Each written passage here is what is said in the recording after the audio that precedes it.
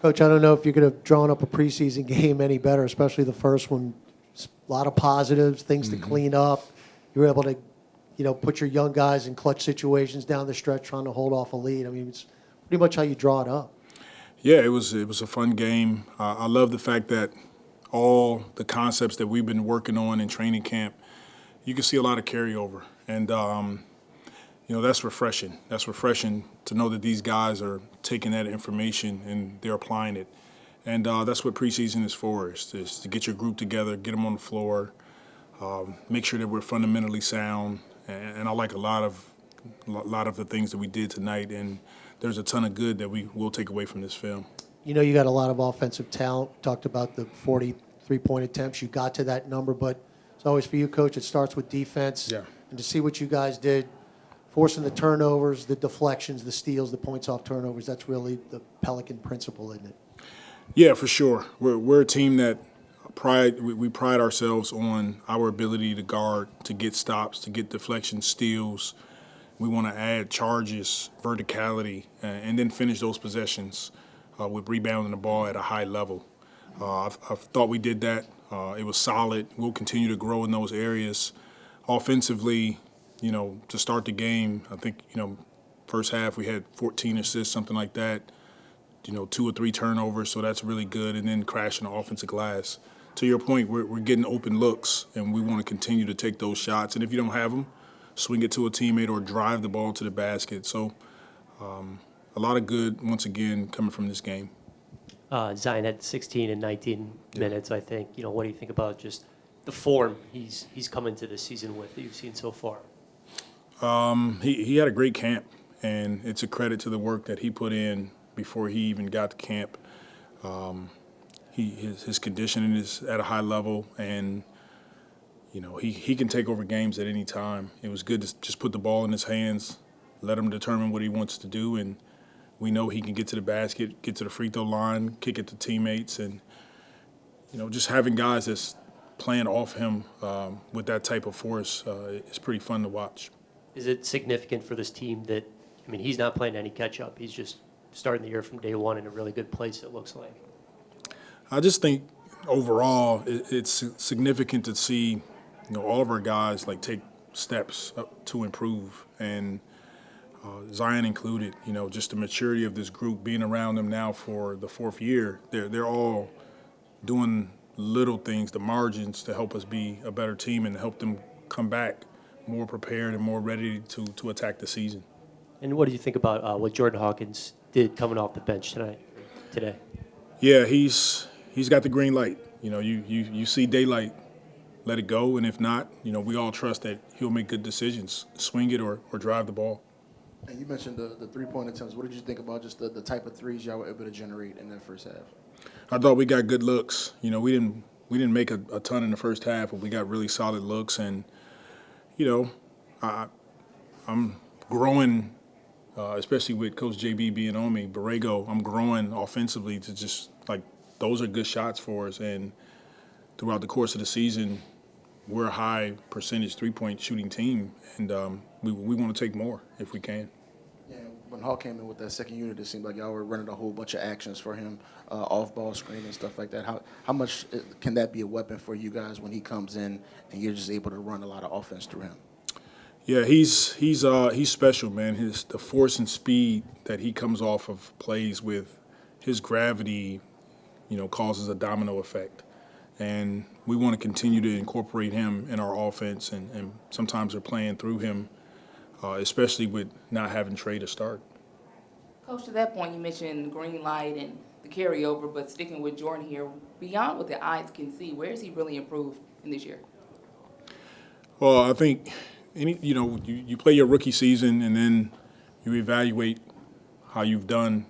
I thought he had a solid year last season, and now he's looking to carve out more minutes. So he goes back, and he knows that he has to be a solid defender. He doesn't have to be a lockdown defender, but solid in the right spots, contesting shots, rebounding. And then we know offensively he's a weapon.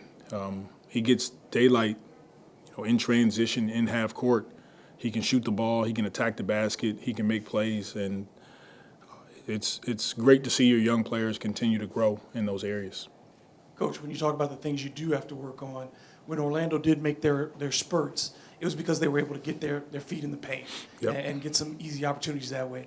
How much did not having Brandon and Trey defensively, just in that rotation, impact you, and having to play so many younger players together?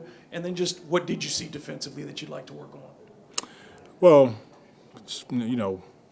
I thought we did a solid job keeping them out of the paint, but as we got deeper into our bench, they're a team that this is what Orlando does. They attack the paint. They get to the free throw line more than anything. I thought we can be better at keeping them off the foul line, making them take contested shots and not fouling as much. But sometimes it's that way when you're an aggressive defensive team like we are. And so that's an area we can grow. And more than that, it's that down the stretch, our guys being solid. We had situations last season where we didn't win some of those games, and we want to put ourselves in a better position to win them, and that starts with me. And then the other thing is Eves came in and gave you a lot of energy. He doesn't have a ton of experience. Yeah. But it seemed like he played with his size, didn't get small, and then was able, on offense, showed some good footwork around the bucket. Yeah, he did. He's another one of our young players that he's had a really good camp, and he's grown each and every day when we were in Nashville. So good to see him come on the floor today and just compete. I felt like he played hard. He didn't care time score situation. He just went all out, and he'll continue to progress and grow from there. As you use training camp and preseason to discover more about your team, how much do you lean on things you learned last year? Like maybe certain groupings worked out really well, certain groupings didn't work out really well, and then how do you sort of balance that with, okay, well, that was last year, we got some new players on this team, so maybe, it's a different look this time around. You have DeJounte, you have Daniel, a couple others.